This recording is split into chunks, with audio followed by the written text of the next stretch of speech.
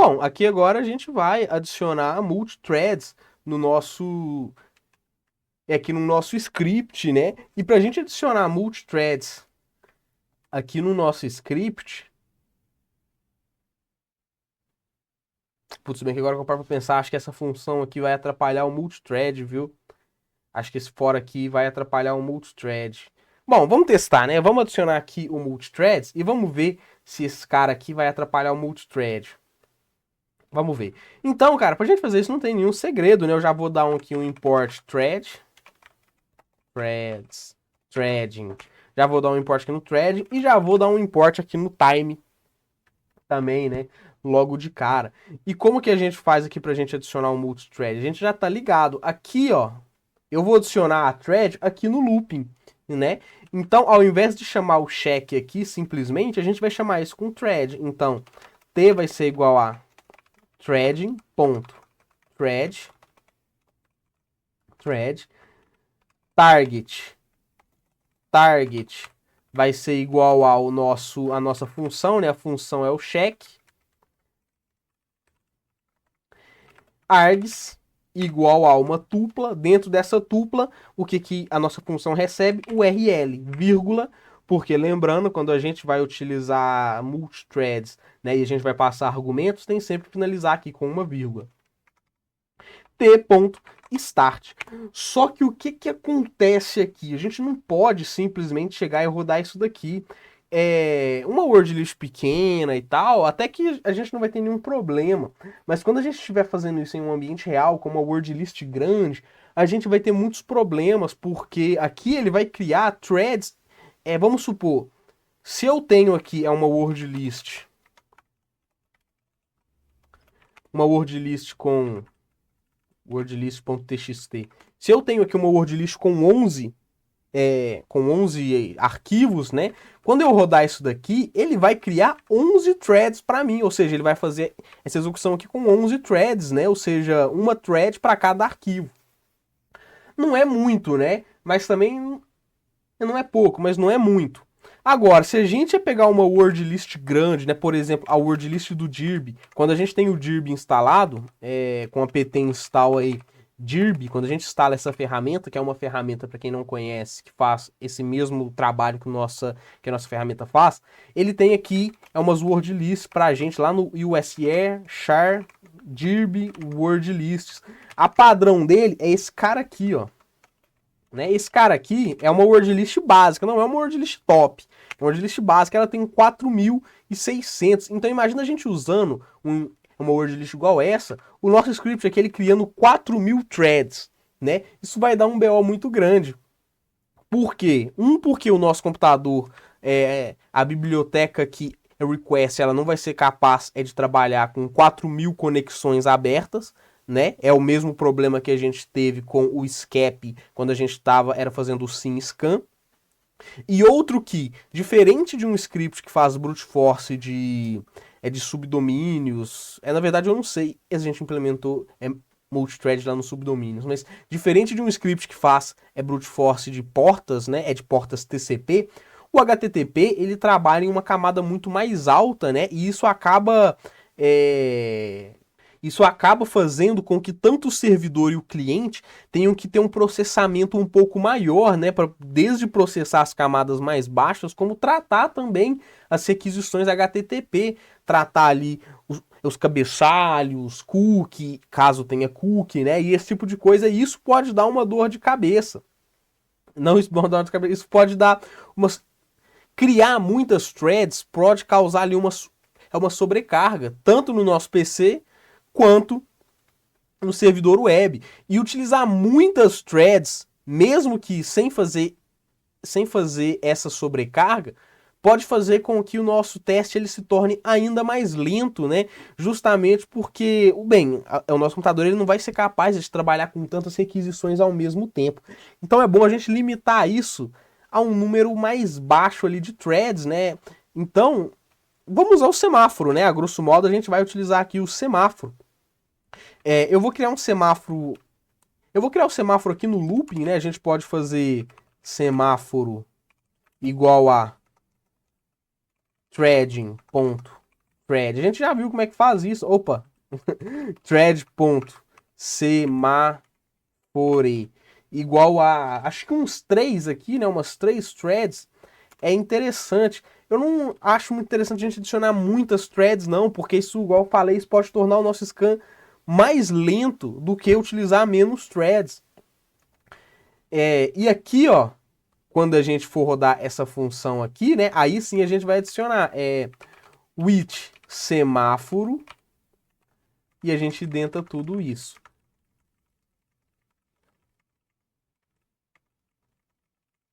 Vamos ver se vai funcionar? Se funcionar, opa, deixa eu indentar isso aqui também. Se funcionar, eu acho que a gente vai ter problema com esse cara aqui, ó, viu? Por quê? Porque imagina só, 3 threads ao mesmo tempo. Quando ele for printar esse for aqui, quando ele for printar os arquivos que tem dentro, pode ser que uma thread acabe dando algum print em cima do print desse for aqui. Eu acho, tá? Eu acho que a gente pode ter essa dor de cabeça. Vamos ver se vai ter mesmo na prática. Vamos rodar ele aqui. É óbvio que ele deu erro, né? Semáforo não foi definido. O que eu vou fazer? Eu vou simplesmente dar um global aqui, ó, no semáforo, porque como a gente criou essa variável dentro da função looping, essa variável ela não é visível para essa outra função, né? E para ela ser visível, a gente faz aqui um global semáforo. Aí agora sim as outras funções vão ser capazes de ver. Eu sabia que aquele for ele ia dar dor de cabeça pra gente, ó. Já bugou tudo aqui o for, vocês viram? Eu sabia que esse for aqui ele ia dar dor de cabeça pra gente. Então, cara, eu vou remover esse for aqui que a gente fez, tá? Eu sei que era uma função interessante da gente ter, mas eu vou remover esse cara aqui. Porque na multithread ele vai atrapalhar a gente. Era uma função boa, tá? Não vou negar não, essa daqui era uma função muito boa. E eu também, ao invés de fazer 2 prints, por exemplo, print diretório aqui e print index_off aqui, eu vou fazer só um print. Justamente porque como a gente está trabalhando com multithreads, fazer vários prints pode atrapalhar, né? Justamente porque são várias threads ali rodando ao mesmo tempo. Então, como que eu vou fazer esses vários prints? Eu vou fazer o seguinte, eu vou adicionar isso aqui em um arquivo, em uma variável, né? Eu vou chamar isso aqui de dir print. Caso ele tenha index off, eu vou fazer dir print, vírgula. Aí eu vou fazer esse print aqui. Caso contrário, eu vou dar aqui o print dir print. E aqui também eu vou dar o dir print. Ou seja, ele só vai printar uma vez, né? Apesar de ter 3 prints aqui, como são condições diferentes, ele só vai dar um print. Ele não vai dar 2, 3, ele vai dar só um print. Eu sabia que aquele fora ia dar problema. Vamos ver agora. Você tem que pôr um barra N, né? Que senão vai ficar complicado. Aqui, ó, eu vou adicionar um barra N. Só para ele dar uma quebra de linha. Agora sim, aí ele printa pra gente que tem index off, que esse cara tem index off. Aí você pode pôr o print aqui também, é o index off aqui também, mas agora sim o nosso script, ele funcionou bacana, né? E tá funcionando.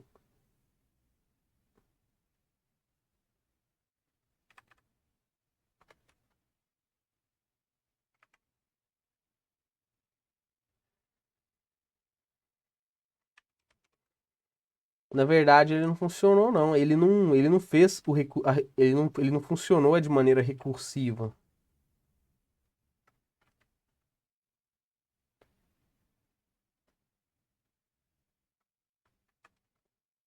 Vamos ver por que que ele não funcionou de maneira recursiva.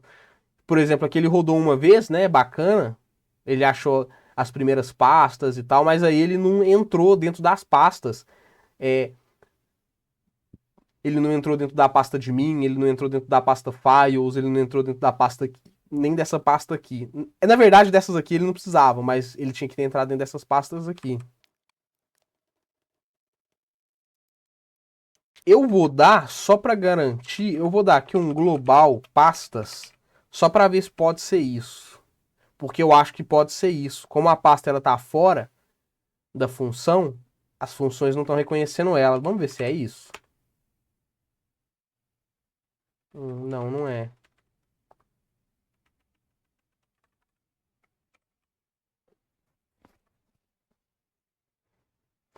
Ah, tá. Tá. Eu acho que eu sei o que que é. A gente precisa, antes de sair desse looping aqui, ó, é isso mesmo. É isso mesmo. O que que acontece, né? Igual eu falei, aqui ele vai criar um monte de threads, certo? Ele vai criar um monte de threads. Só que mesmo que ele esteja limitando a 3 threads aqui, ele sai do for muito rápido. Ele sai do for muito rápido, antes mesmo da verificação aqui, ó, ela acabar.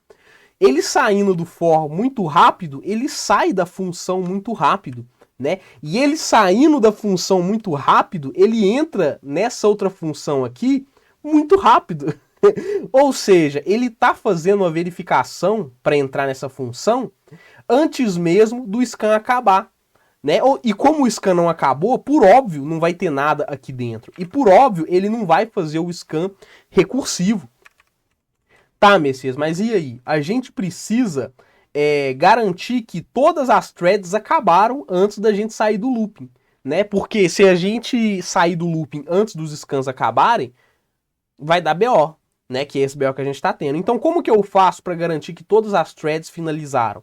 Eu vou adicionar aqui ó, uma outra função que eu vou chamar, uma outra variável que eu vou chamar de threads. Eu vou criar uma lista, né? Uma lista chamada threads. E o que que eu vou fazer? Antes de executar ela, eu vou adicionar threads.append, eu vou adicionar o T aqui que eu crio dentro dessa lista. Certo? Ou seja, eu vou adicionar a thread dentro da minha lista chamada threads. Aí, quando ele rodar tudo isso daqui, a gente vai fazer um for t. Eu vou chamar de TT porque aqui eu já estou lidando com T. TT in threads. Ou seja, eu vou pegar cada thread ali e vou fazer tt.join. Ou seja, quando ele rodar todas as threads, eu vou esperar todas as threads terminarem. Aí quando todas as threads terminarem, aí sim ele sai da função looping e aí sim ele entra aqui. Vamos ver se agora vai funcionar? Agora eu acho que vai funcionar, hein? Agora eu acho que vai funcionar. Por quê? Só uma explicação aqui. Por que que eu simplesmente não coloco aqui, ó, t.join, né? Ao invés de colocar dentro desse for aqui. Porque se eu colocar o t.join aqui, quando ele entrar dentro desse for, ele vai iniciar a thread e vai esperar a thread finalizar, certo? O que meio que quebra a ideia de ter uma thread. Agora, quando eu tiro esse join aqui e coloco aqui, ele vai criar todas as threads, vai executar todas as threads, ou seja, todas as threads vão estar em execução.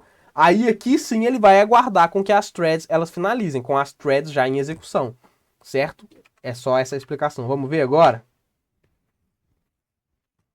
Ó, agora sim, ó. Tá vendo? Agora ele foi, e foi inclusive muito mais rápido do que antes, né?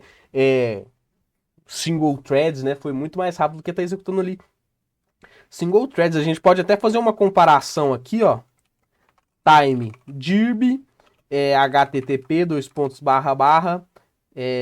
4d 335858.com. E claro, para ser justo com o dirb, eu vou usar a minha wordlist aqui, né? wordlist.txt. Vamos ver quanto tempo o dirb demora para fazer essa brincadeira aqui.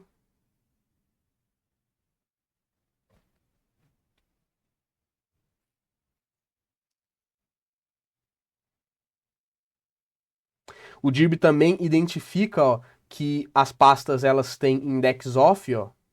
Aí ele acaba não listando, ó. O dirb demorou 21 segundos para fazer esse brute force com a nossa word list. Agora vamos ver quanto tempo o nosso script ele demora. Time.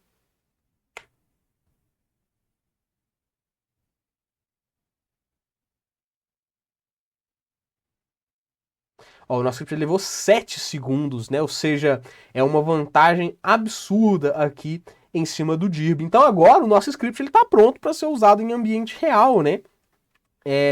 A gente pode baixar aí algumas word lists, igual eu mostrei, quando a gente tem o Dirb, ele cria aqui, ó, USR share Dirb word list, ele tem aqui um monte de word lists, você pode usar as word lists do Dirb, você pode pesquisar no Google por directories word list aí no Google, que eu tenho certeza que você vai achar um monte de word lists. E pode utilizar na nossa ferramenta. A gente pode rodar aqui, ó, com uma word list do Dirb, o SR char Dirb common word lists common.txt. Só que lembrando, aqui já é uma word list bem maior. Esse teste com uma word list grande, né?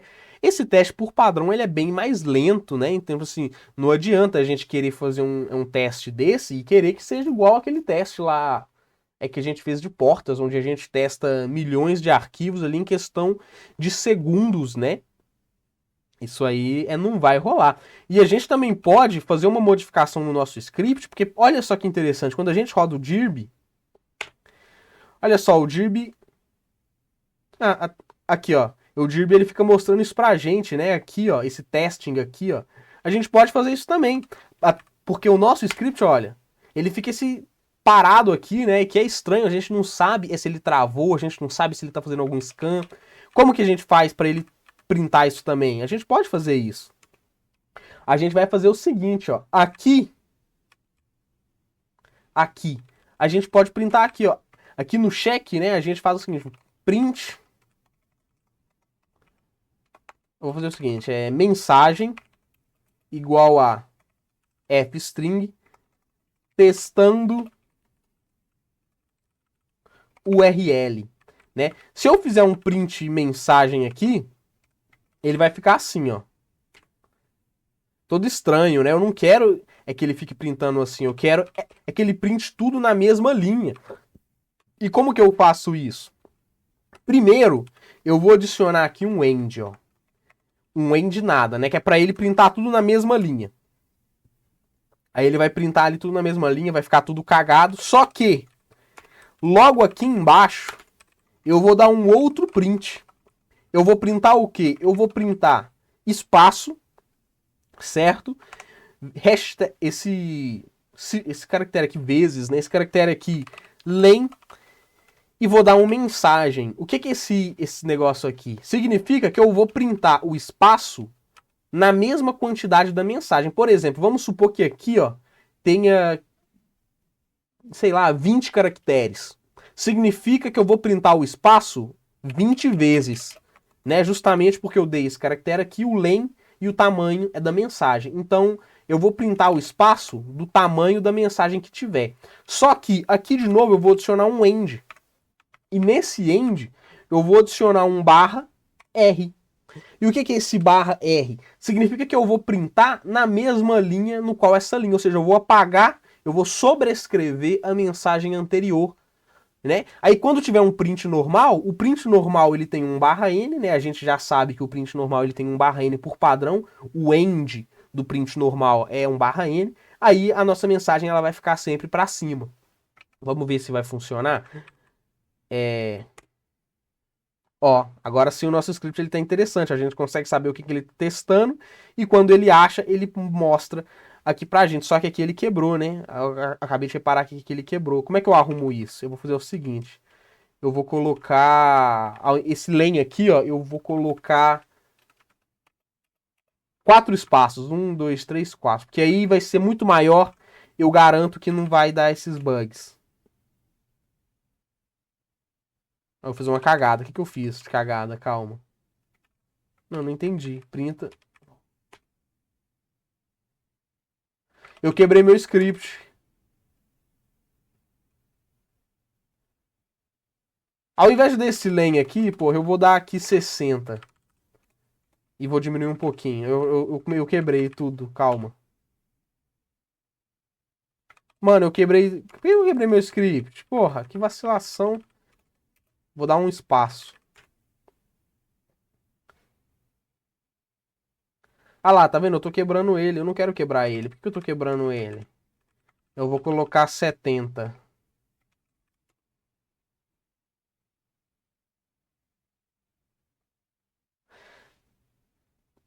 Cara, eu não entendi o que que é isso aqui, não.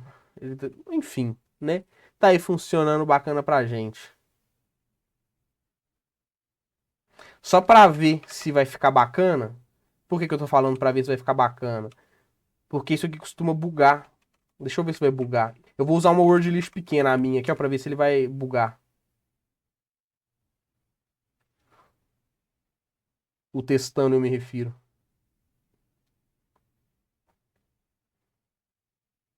Aí, esse cara aqui é foda, né? O que que eu vou fazer pra tentar remover isso? Aqui, ó, nesse cara aqui,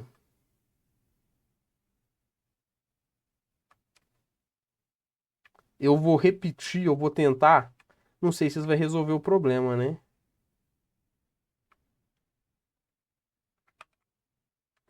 Posso tentar dar um print aqui, ó, pra ver se eu resolvo aquele problema é dele ficando bugado.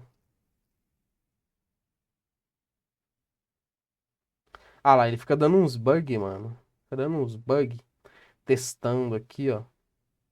Bom, guys, mas a grosso modo é isso. O script tá funcionando. Se vocês não gostaram dessa feature aqui que eu mostrei, né? Tá meio bugado. Vocês podem simplesmente remover esse print que ele vai continuar funcionando. Mas agora a gente já tem um script aí para testar arquivos, né, e subdomínios, um script profissional que a gente consegue estar utilizando aí em ambiente real, um script bem estruturado.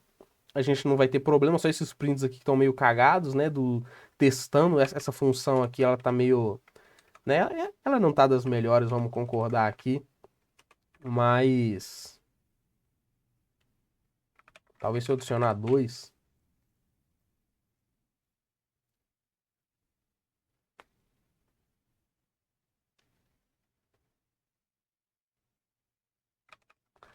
ou então, ou então, o que eu posso fazer? Antes de dar um print aqui, ó, antes de dar qualquer print, eu posso mandar ele fazer isso daqui, ó. Porque talvez antes de eu dar qualquer print, eu limpando isso daqui, a gente poderia pôr esses prints até em funções, né? Pra não ficar repetindo tudo isso daqui. Vamos ver se agora ele...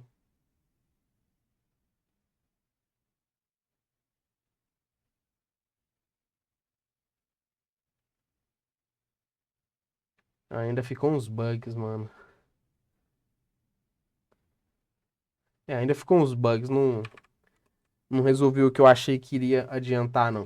Guys, bom, mas é isso daí, é assim que a gente monta o nosso script. É um script profissional já, que a gente consegue estar utilizando aí em ambiente real, um script bom. Só tá com esses bugs aqui nos prints. A gente pode tirar essas funções aqui também, não fazem...